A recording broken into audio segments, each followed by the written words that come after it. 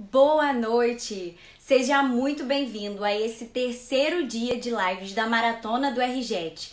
E hoje estaremos discutindo inteiramente sobre o direito imobiliário. Estaremos recebendo o Dr. Carlos Gabriel Feijó para falar sobre todos os artigos que foram vetados e também por aquele artigo que nós tanto falamos aqui ao longo desse tempo. Para quem ainda não está inteirado, a lei do RJET é a Lei 14.010 de 2020, que é oriunda do projeto de lei 1179 de 2020. Ela tratou inteiramente sobre questões privadas, de direito privado, mas especificamente sobre as nossas questões das locações, que foi alvo de grandes discussões mesmo. Então, nós estamos aguardando o Dr. Carlos Gabriel Feijó entrar. E enquanto isso, eu quero dizer que você... ele já entrou aqui. Eu vou aceitá-lo. E enquanto isso, eu quero que você deixe as suas dúvidas. Vai colocando aqui as perguntas para a gente poder estar incluindo. Dr. Carlos Gabriel, não apareceu para mim... Deixa eu botar aqui, peraí. Isso, ó.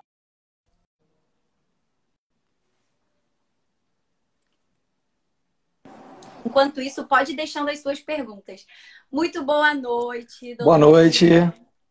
Mais uma vez, muito obrigada por ter aceito o convite. Estou muito feliz mesmo. Fico Nada, um prazer. maratonando as suas lives. Acho incrível mesmo. Já tirei várias dúvidas ao longo desse tempo com explicações suas. Especificamente tem uma que eu amo, que foi uma que o doutor falou na Ibradim, e que é um dos tópicos que a gente vai tratar aqui hoje. Legal. Pedir que o doutor comece se apresentando. Bom, obrigado aí pelo convite, Samantha. Meu nome é Carlos Gabriel Feijó de Lima. Eu sou advogado, leciono em algumas instituições. Atualmente eu sou secretário-geral da Comissão Especial de Direito Urbanístico e Direito Imobiliário do ABRJ e vice-presidente da Comissão de Direito Imobiliário do IAB. E só posso agradecer o convite. Queria aproveitar, Samantha, para registrar aqui, e tenho feito isso em todas as minhas participações essa semana, registrar o falecimento do Dr. Silvio Capanema, né, que foi uma perda para todos nós. Ele era um amigo querido para mim, especial. Independentemente da idade, ele representava um marco verdadeiro assim, dentro do direito imobiliário. Nós temos um antes e depois do professor Silvio. Foi um falecimento precoce por causa dessa doença desgraçada que nós estamos vivendo, mas ele se foi, mas o legado dele prossegue. Então, só queria deixar esse registro. Com certeza, muito bem registrado. Não tem como não ser emocionante, né? Falar dele. Com certeza. Eu tive ingresso no dia. Eu até fiz uma postagem essa semana sobre isso, porque eu tive o ingresso. O primeiro contato com o direito imobiliário foi com ele, né? Que legal. E eu cheguei por um momento assim, que eu tinha sofrido um golpe mesmo, então foi para eu aprender. Eu falei, eu preciso aprender como nunca mais passar por isso e ajudar outras pessoas a não passarem também. Que legal. Então o meu contato assim com ele foi bem. Eu senti como se eu estivesse perdendo alguém da minha família, né? Não, foi muito sofrido para todos nós e ainda por cima porque era um homem ainda produzindo muito, né? Ele estava a impressão que dava é que ele era um cara recém-formado, ele estava ali no auge da produção e aí vem uma fatalidade dessa, mas como ele sempre dizia nas palestras dele, né? A gente não pode deixar cair a bandeira, a gente tem que prosseguir, resistir sempre, então vamos fazer isso, estamos fazendo isso agora. Isso mesmo. Mas muito obrigada. Hoje a gente vai tratar sobre aquela lei do RJET maravilhosa, né? E eu queria que o doutor começasse trazendo pra gente, fazendo pra gente uma análise do impacto da Covid-19 nas questões imobiliárias. Bom, eu acho que eu vou focar na questão locatícia, né? Que eu acho que é bem aquela pauta que a gente amarrou. Sim.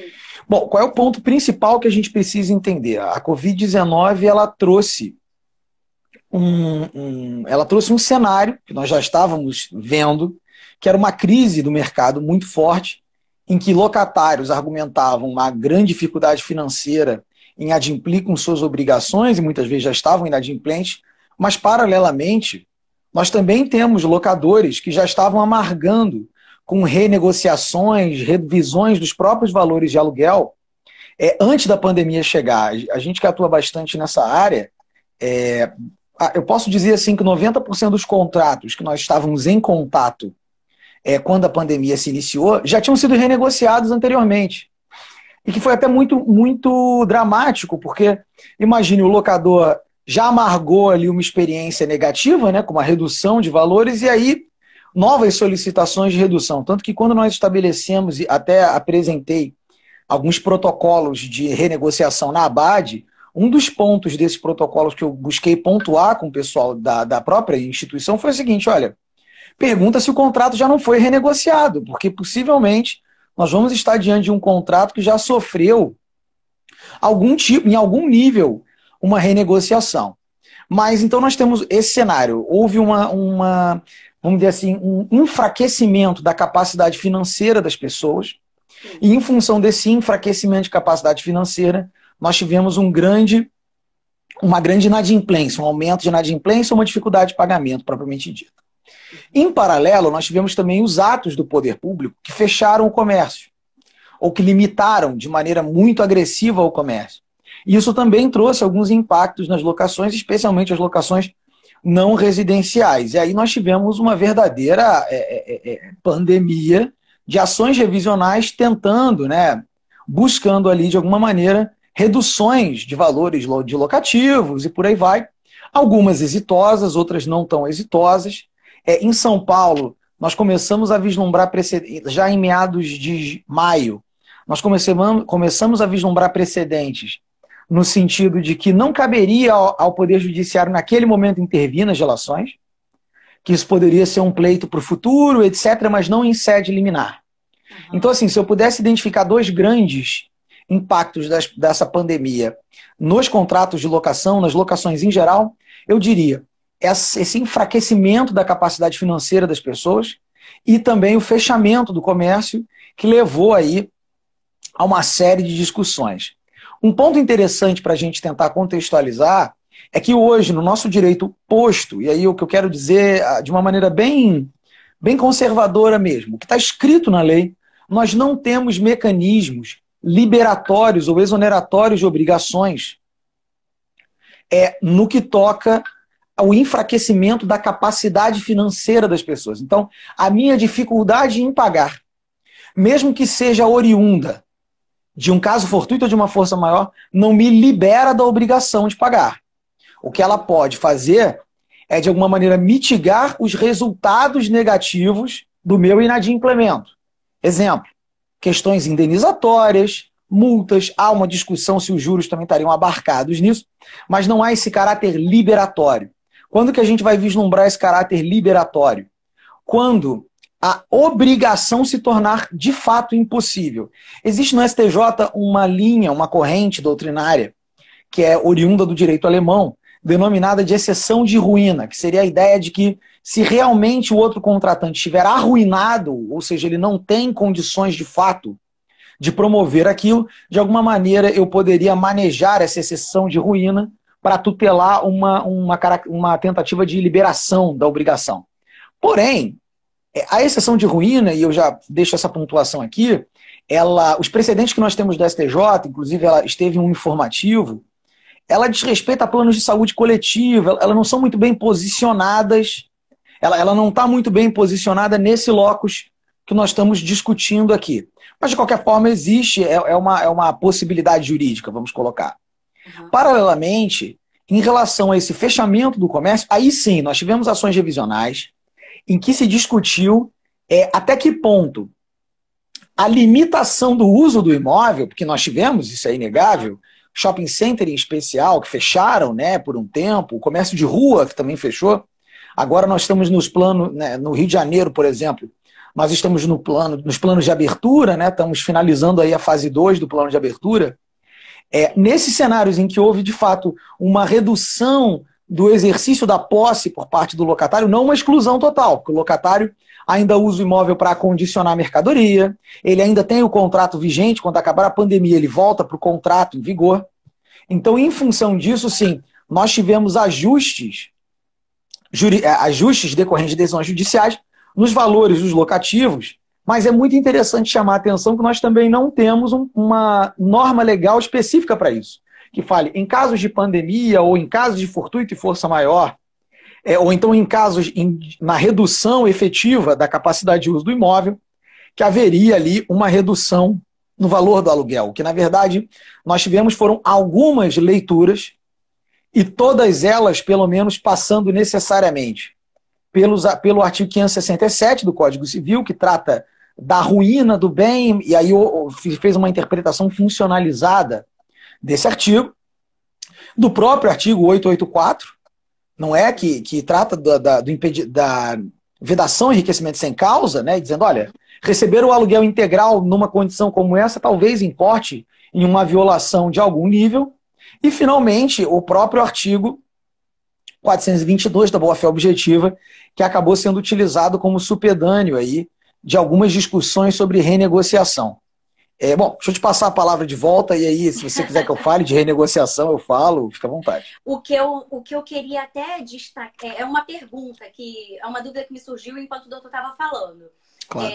Nós tivemos realmente muitas ações revisionais, né, quanto aos aluguéis, e eu fiquei espantada com a quantidade de pessoas que não sabiam que um dos pré-requisitos para o ingresso da ação revisional dos aluguéis era o prazo de 3 anos. Então, assim, o doutor viu em algum momento nesse período alguma ação revisional em que o judiciário desprezasse esse prazo de 3 anos? Quer dizer, vi liminares sendo concedidas, mas imediatamente revertidas no Tribunal de Justiça, se falando o seguinte, olha, esse mecanismo que está sendo utilizado, ou seja, a ação revisional propriamente dita, ela não serve para isso, ela não ataca esse problema. Até porque a ação revisional prevista lá no 19, né, da lei do inquilinato, ela trata de preço de mercado, né? O objetivo dela é uma readequação de preço de mercado. Inclusive, existe uma discussão super interessante de ação revisional que diz que o juiz ele sequer estaria distrito ao pedido inicial. Uma vez que o perito avalie lá um valor X, o juiz poderia julgar independentemente do que pediram as partes. Porque o objetivo do artigo 19 é uma readequação de valor de mercado, desde que eu tenha lá aquela alocação em curso há mais de 3 anos, ou então que o acordo que tenha feito a revisão tenha ocorrido há mais de 3 anos. Então, não vi êxito, mas vi algumas demandas movidas de maneira equivocada, né? Moveu-se equivocadamente algumas ações, sim. Sim.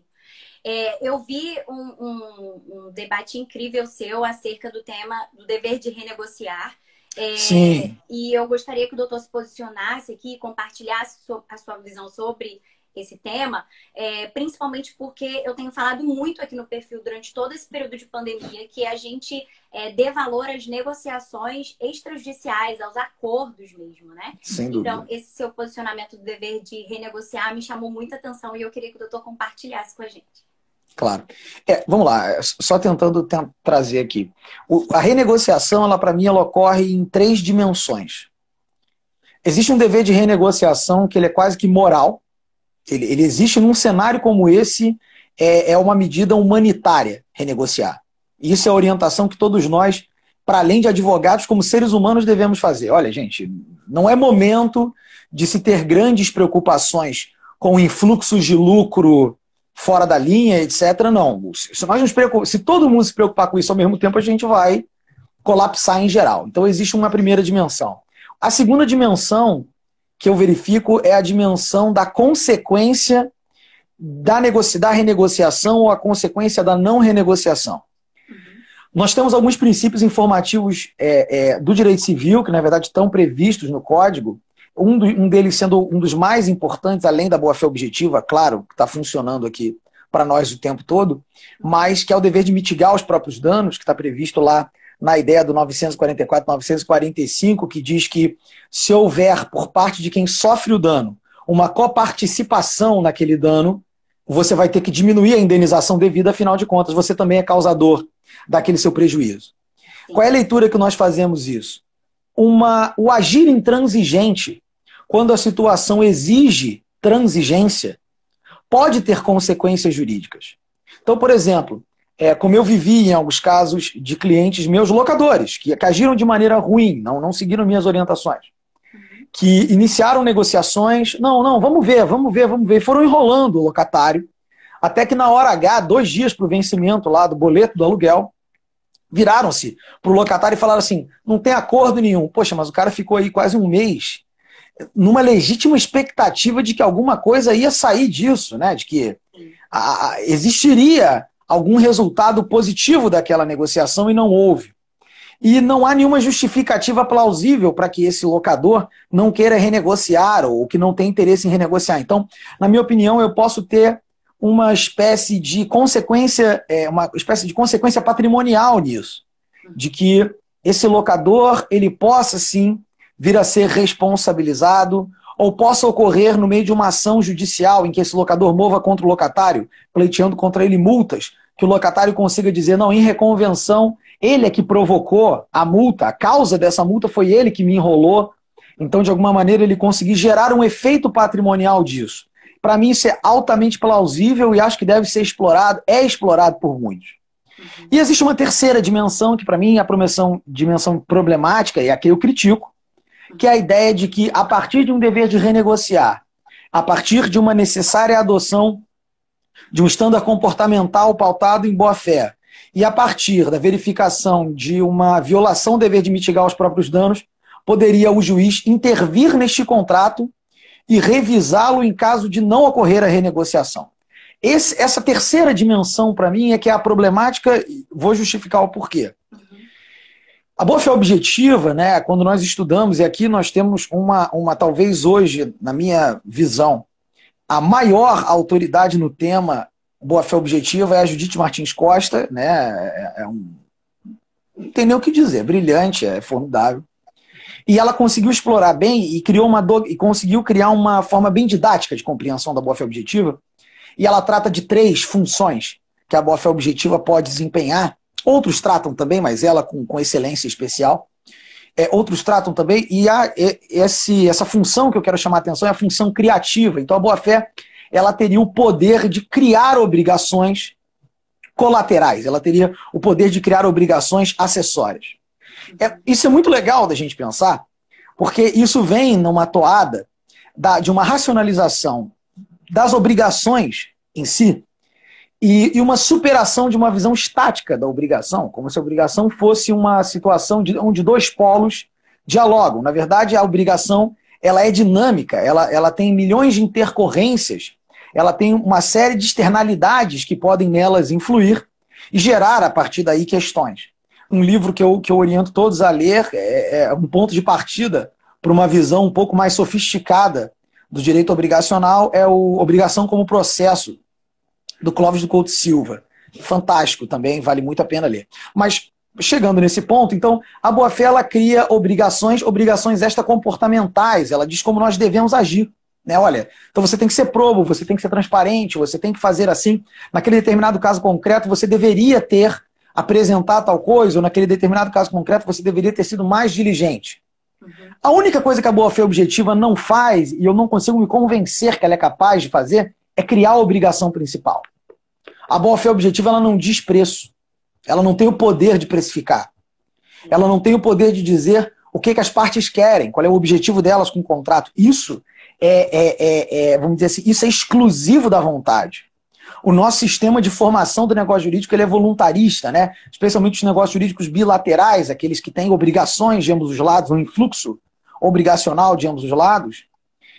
A boa-fé ela não teria o condão de criar essa obrigação. Então, se a boa-fé ela não tem o condão de criar a obrigação principal, não poderia o juiz, com fundamento na boa-fé, dizer como deve ser a obrigação principal. Então, essa é mais ou menos a razão pela qual eu resisto muito a essa ideia. E aqui não estou criticando nenhuma teoria em específico. Nós temos milhões de teorias sobre esse direito à renegociação.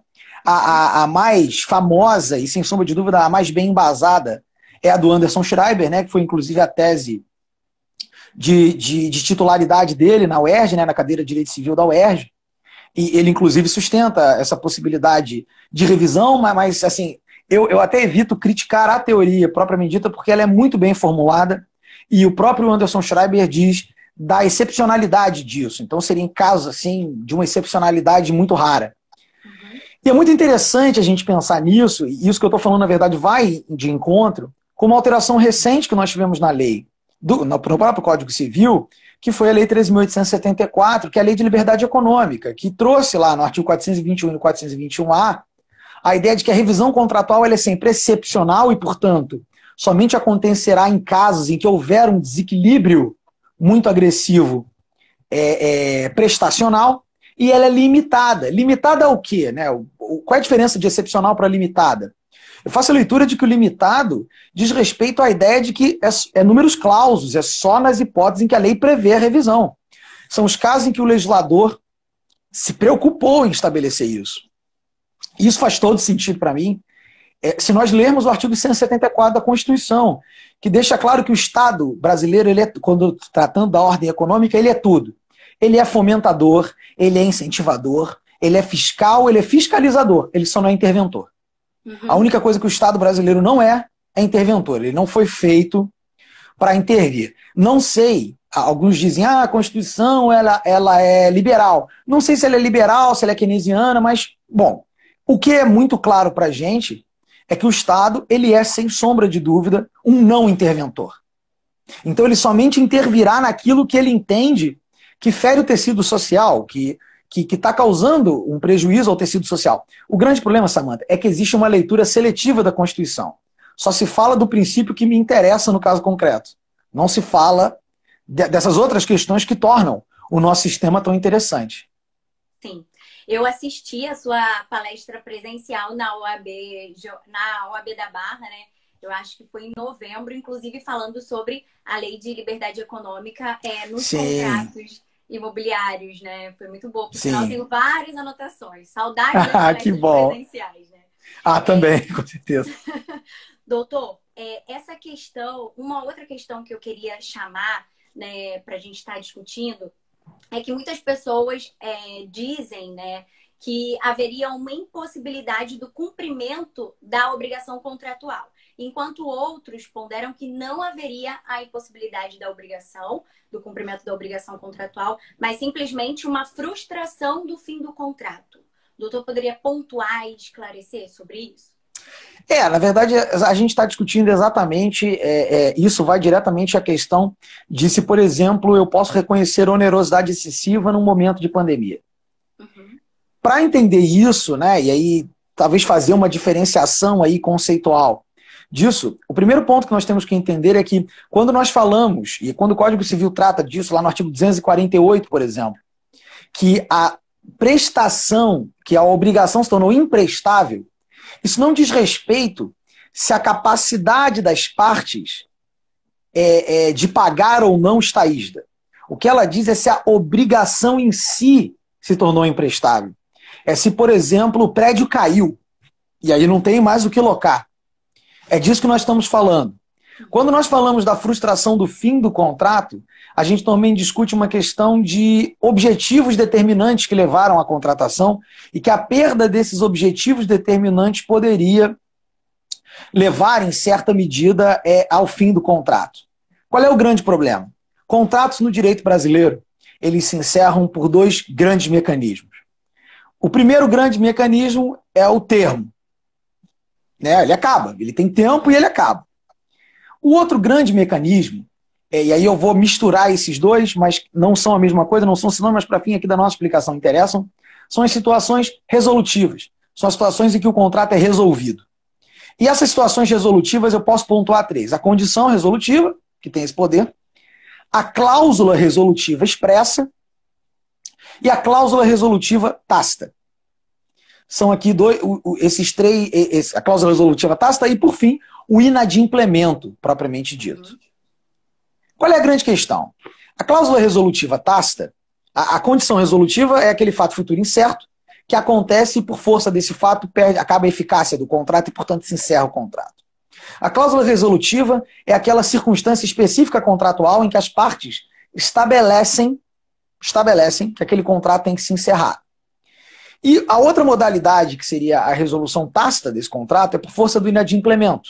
Ou seja, o inadimplemento obrigacional, agora sim, a falta de rigidez na capacidade financeira, por exemplo, pode levar ao inadimplemento futuro do contrato e, portanto, isso permitiria o encerramento contratual. Qual é o grande problema? Isso é extremamente casuístico. E a gente não fala que é casuístico porque a gente não sabe responder, não. É porque é verdade, é extremamente casuístico. Por exemplo, nós temos uma tese muito interessante do Rafael Ferreira, lá de São Paulo, que é, quer dizer, a tese, ele fez uma tese de doutorado, a tese de doutorado dele, mas, claro, a teoria pertence a outros, mas o livro referência é esse, que é o inadimplemento antecipado das obrigações, que seria o poder do devedor, que não é o senhor da obrigação, porque se nós pegarmos o Código Civil e fizermos uma leitura ali muito radical dele, nós vamos entender que o credor é o senhor da obrigação. Ele decide o destino da obrigação. Então, o artigo 475, quando ele diz lá, aquele que for lesado pelo inadimplemento tem o poder de resolver o contrato ou exigir o seu cumprimento sem prejuízo das perdas e danos, isso me leva a que é o credor que tem o poder de definir isso. Porém, nós teremos situações em que o inadimplemento, que não pode ser vantajoso para o credor não pode se locupletar com o inadimplemento. Isso é um contrassenso, isso é, inclusive, economicamente não faz o menor sentido eu me locupletar pelo inadimplemento. Talvez exista algum tipo de operação em que isso aconteça, mas aí eu terei uma alocação de riscos específica para isso. Mas em condições normais de temperatura e pressão, no momento em que nós vislumbramos que esse inadimplemento vai acontecer de qualquer forma, eu poderia ter um mecanismo liberatório, ou seja, o reconhecimento pelo juiz de um inadimplemento antecipado.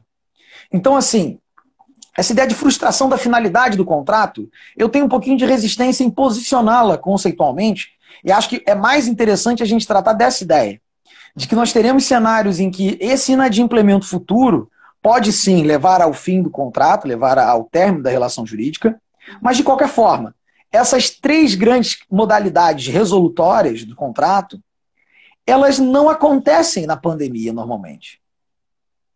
Ou seja, por força da pandemia, a obrigação não se torna totalmente imprestável.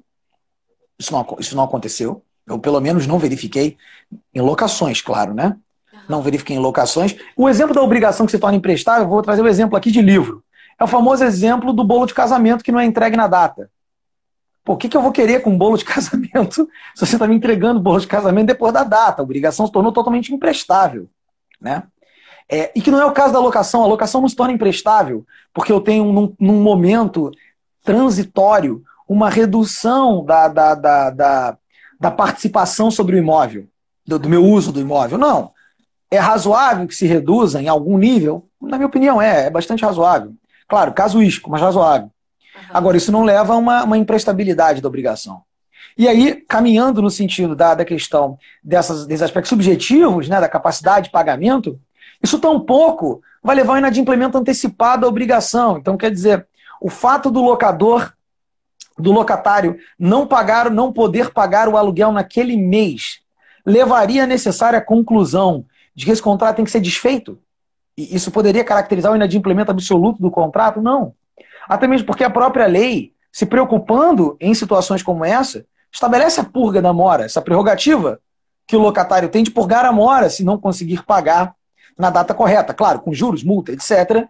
E, de qualquer forma, o locatário que não pode pagar na data correta, o que ele vai fazer? Ele vai tentar lançar mão do caso fortuito e força maior. Ele vai dizer, olha, eu não tenho condição de pagar, então assim, eu sei que eu sou devedor da obrigação principal, eu pretendo pagá-la, mas eu não vou pagar com multa, porque não sou eu que estou produzindo o atraso.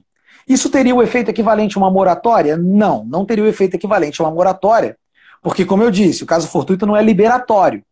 Mas esse locatário poderia, por exemplo, em sede de purga da mora, invocar o caso fortuito. Falar, olha, tudo bem, eu purgo a mora, mas eu só não pago a multa, porque, afinal de contas, ela foi produzida ali por uma circunstância que eu não controlei. Então, assim, esse seria, dessa discussão que você trouxe, essas seriam as minhas ponderações.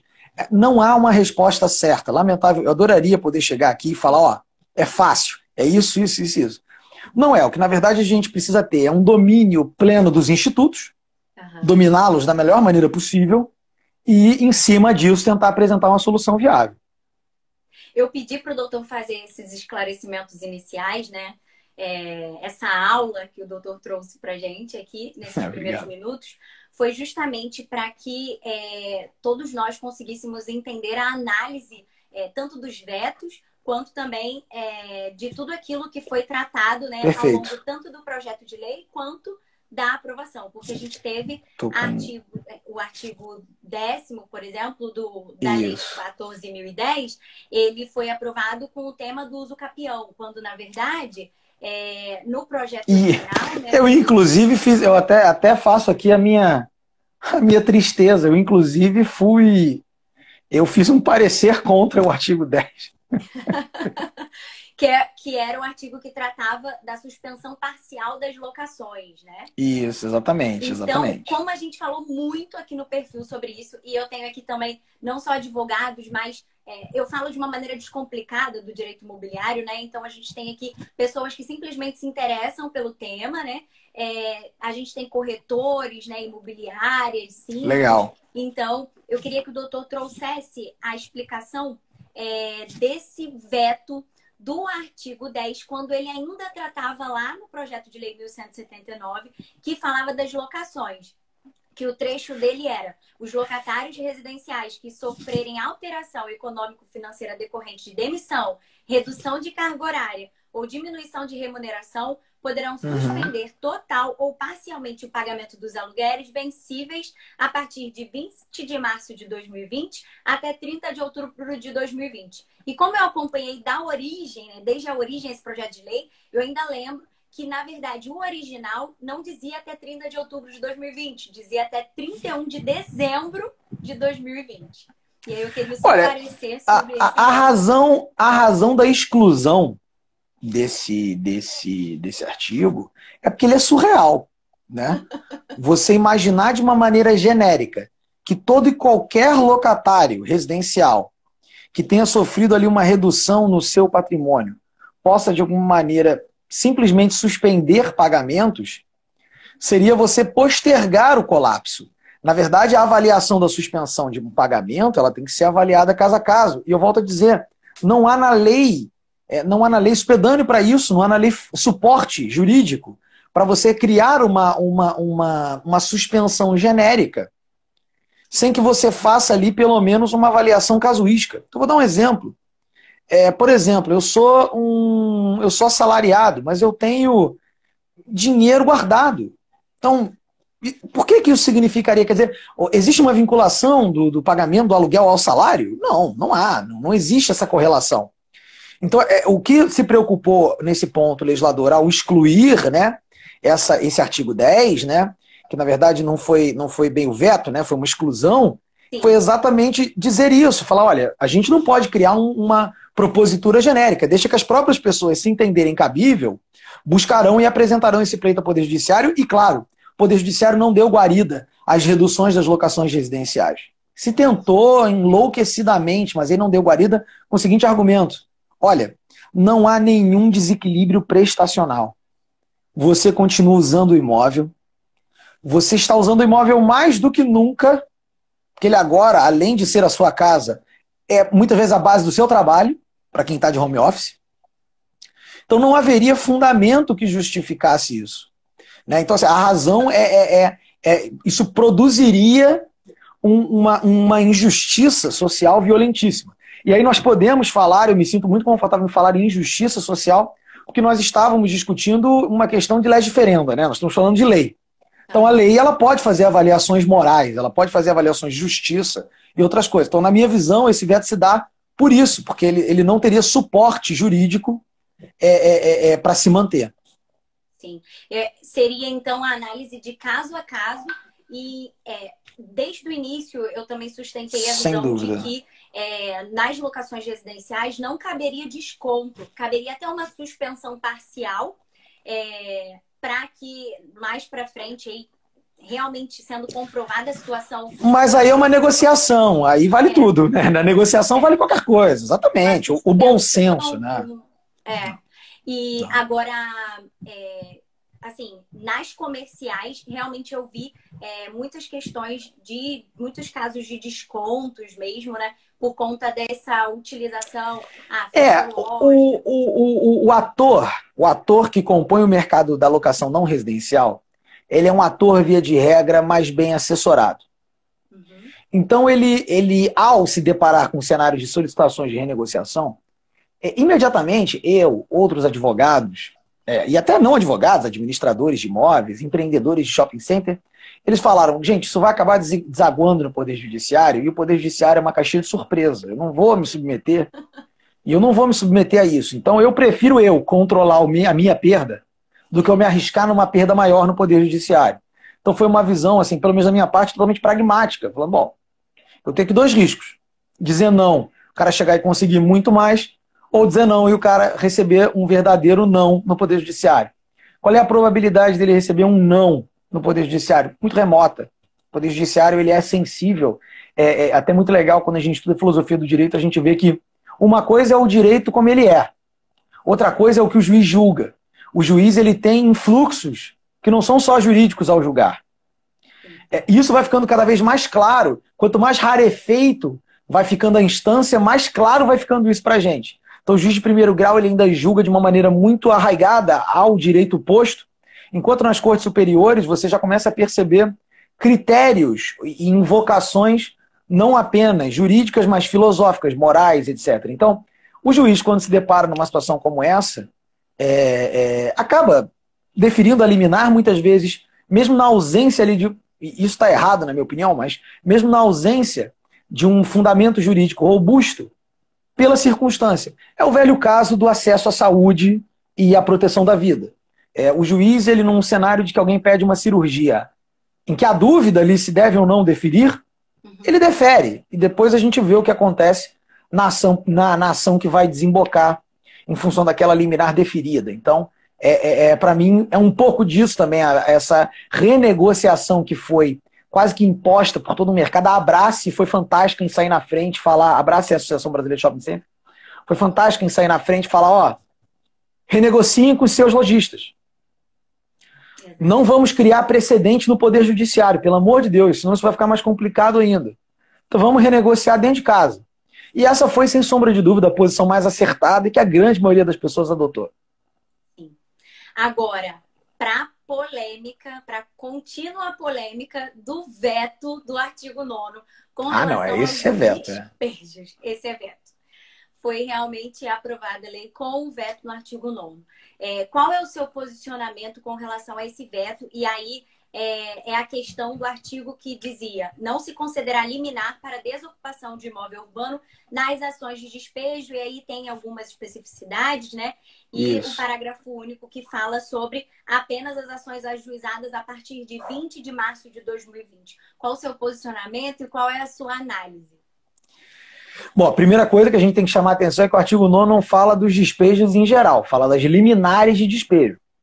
As liminares de despejo estão previstas lá no artigo 59, parágrafo 1º, e elas, na verdade, são liminares condicionadas a hipóteses específicas. O grande problema, e sendo muito sincero, para mim o mais problemático do artigo 9º, eu acho que ele deveria ter sido vetado, vou inclusive dizer o porquê, mas acho que o mais problemático dele é ele ter incluído a falta de pagamento. Porque ao vetar o despejo liminar na falta de pagamento, o Poder Legislativo estaria dando uma carta branca para o inadimplente. Ou seja, o único mecanismo que o locador teria para enfrentar o inadimplemento, que é o despejo, a cobrança, e aqui para quem atua sabe muito bem do que eu vou falar, a cobrança nas ações de despejo acumuladas com cobrança, ela é secundária. O objetivo principal é a retomada do imóvel. Exato. É você voltar a ter a atividade econômica ali. A cobrança vai acontecer eventualmente se der. E até porque, em inúmeras ocasiões, especialmente se não houver uma... E aí falando já para os administradores que nos assistem, se não houver uma verificação prévia de capacidade financeira, uma ficha bem feita, nossa, locatários e fiadores, os caras não têm patrimônio, é uma dificuldade em encontrar patrimônio e por aí vai. E problemas a gente tem da pré-análise, né? Essa preocupação, doutor. Sim. E eu sempre falo aqui com realmente a contratação de um profissional, né? Que consiga dar uma assessoria. Muitas pessoas, às vezes, muitos proprietários fazem, muitas vezes, um contrato por si só, aceitam ali garantias que, na verdade, não garantem nada. Seria até melhor não ter garantia para ter o despejo liminar, né? Dependendo da circunstância, sem dúvida. Eu vou dar um exemplo para você, fugindo um pouquinho do nosso tema aqui. Leilão, por exemplo. A quantidade de pessoas que compram imóvel em leilão e não tem noção do que está fazendo. E aí, quando vê o imóvel Pô, mas leiloei, comprei, arrematei, virei, virei dono. Ah, registrou legal, dono, parabéns, palmas. Pô, mas tem uma pessoa lá dentro. Bom, aí você vai entender quem é essa pessoa. Ah, vai reintegrar na posse, vai fazer reivindicatória, qual é a ação cabível, a própria emissão na posse na ação que fez a arrematação. Aí tem juiz que entende que não, porque aquela pessoa é um terceiro na relação. Então, assim, a falta de uma verificação prévia das circunstâncias leva a esse tipo de cenário. Mesmíssima coisa que acontece na cobrança da locação. Mas, tratando o despejo liminar, a razão pela qual eu acho que esse veto acontece, por mais que a mensagem de veto não vá dizer exatamente o que eu estou falando, mas a sensação que me deu, quando eu lia, eu dizia assim, poxa, peraí, o juiz pode, no caso concreto, por razões N, postergar o despejo. Então, por exemplo, o juiz poderia dizer que, por força dos acontecimentos, pela impossibilidade de dar cumprimento célere, pela impossibilidade de encontrar uma nova moradia para a pessoa, por N fundamentos, ele poderia dizer, não, não vai acontecer o despejo agora. Inclusive, existe uma recomendação, a recomendação número 63 do CNJ, que fala, inclusive, do despejo de agentes econômicos, falando para os juízes terem cautela ao despejar. Fala, olha, antes de decretar o despejo, avalia se é para despejar mesmo, se der, dá uma segurada. O juiz ele controla o processo nesse ponto. Então, o comando genérico de não deferir as liminares de despejo, quando determinados casos autorizassem as liminares de despejo, levariam a um fortalecimento do inadimplemento. Ou seja, diminuiriam a intenção de renegociação. Porque se o objetivo que nós temos é renegociar, por que eu renegocio cá entre nós? Porque eu tenho risco. Eu renegocio para afastar o risco, para deslocar o risco. Se eu tenho uma autorização na lei falando que eu não vou ser despejado se eu não pagar o aluguel, e eu posso purgar a mora daqui a, sei lá, e eu posso fazer uma purga da mora dali a um tempo, antes da minha citação, seja o que for, por que eu faria isso? Então, na verdade, o artigo 9º, por mais que ele tenha, na minha opinião, boas intenções, ele, na realidade, ele criaria um cenário ainda mais gravoso para o mercado do que solução. Um ponto interessantíssimo. Um dado estatístico que o Buchaxi me deu quando a gente fez uma cápsula de direito imobiliário juntos. Em São Paulo, salvo engano, no ano de 2019, foram movidas cerca de 1 milhão de ações de despejo. Não, perdão. Em São Paulo, tivemos 1 milhão de locações em 2019. Desses 1 milhão de locações, sabe quantas viraram ações de despejo? 13 mil. Ou seja, o inadimplemento é raro. Ele não é uma constante. O mercado ele é composto de pessoas honestas, que querem honrar com seus compromissos, que querem negociar. Então, você criar uma regra como essa é você proteger uma minoria E aí, claro, minorias merecem proteção, mas elas podem buscar essa proteção no Poder Judiciário, elas podem ser abarcadas pelo Poder Judiciário. Elas não precisam de um comando genérico que, na verdade, geraria um estímulo ao inadimplemento. Então, na minha opinião, essa é a razão de fundo do veto. Tá? Eu acho incrível o seu posicionamento, principalmente porque eu mesma tive alguns casos de locatários que não precisariam, né, pedir um acordo, enquanto os não! Olha, eu tive um emblemático. Procurador da República falando, eu quero desconto por conta do Covid. Aí me liga o cliente. Cara, o cara tá pedindo desconto por causa do Covid. Eu falei, você fala pra ele, mas você parou de receber salário? Aconteceu uma coisa? Eu tive um caso assim, muito específico que a proprietária, ela vive unicamente dessa renda, tanto que ela mora num imóvel, ela só tem esse imóvel que está alugado e ela mora num imóvel inferior para com a diferença viver, né? E aí o locatário, por sua vez, é dono de uma empresa de distribuição de equipamentos hospitalares e veio tentar negociar, né? Assim, não caberia. A proprietária vive da renda e ele não deixou de receber, né? Ele não teve o que a gente chamou da afetação econômico-financeira, né? Então, realmente, sim, eu entendo a visão da concordância, né, do veto desse artigo. Sim, eu fui a favor desse veto, sem dúvida. Doutor Gabriel, eu agradeço muito. Estamos chegando ao fim da nossa live. Eu agradeço muito mesmo. As suas considerações iniciais foram uma verdadeira aula. O seu posicionamento também quanto aos artigos foram muito esclarecedores. E eu peço, então, que o doutor faça as suas considerações finais e também diga e fale sobre os seus eventos, sobre as próximas palestras, que eu também quero estar ligada. Ah, legal. Bom, minhas considerações, primeiro de tudo, Samanta, agradecer. É sempre legal a gente ter um canal para debater esses temas. É de suma importância que a gente converse sobre isso. A gente precisa cada vez mais falar sobre isso. Nesse momento, todos os atores do mercado têm que estar unidos. Sejamos locadores, locatários, administradores, leiloeiros, corretores. Todos nós temos que estar unidos, que é de lá que a gente tira o nosso ganha-pão. Então a gente precisa se preocupar muito, tratar muito bem esse mercado que está sofrendo ainda muito. A pandemia não acabou. Ela está num processo de mudança. Existe todo um cenário de descompressão da pandemia. A locação, como a gente tinha antes, vai mudar.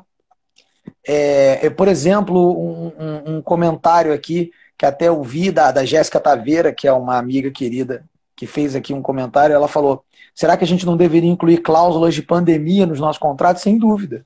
Sem dúvida. Passar a alocar risco nesse tipo de situação que ninguém esperava.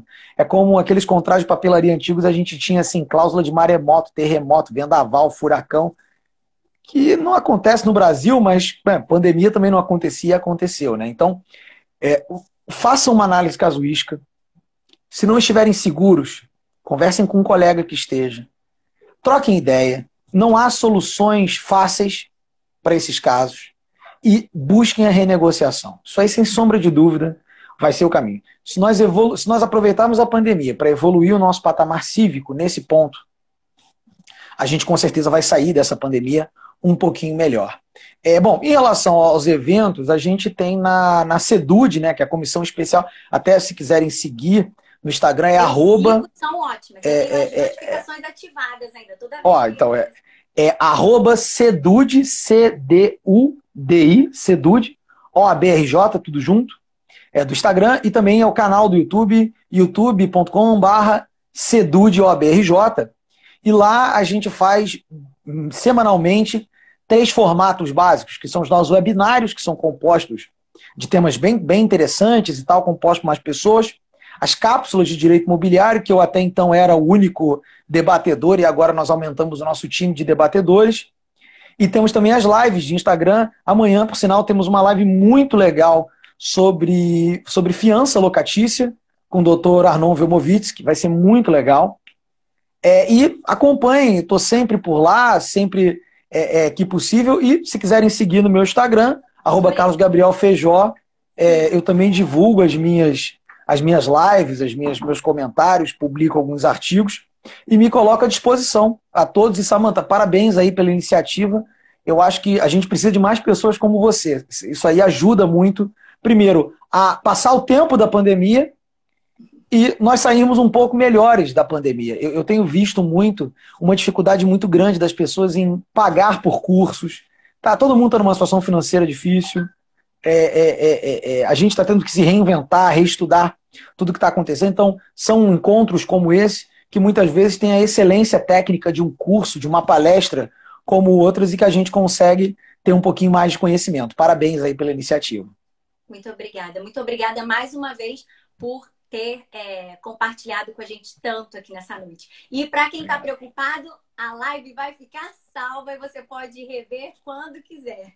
Um beijo grande a todos e um excelente fim de noite. Obrigado, gente. Boa noite. Tchau, tchau. Tchau.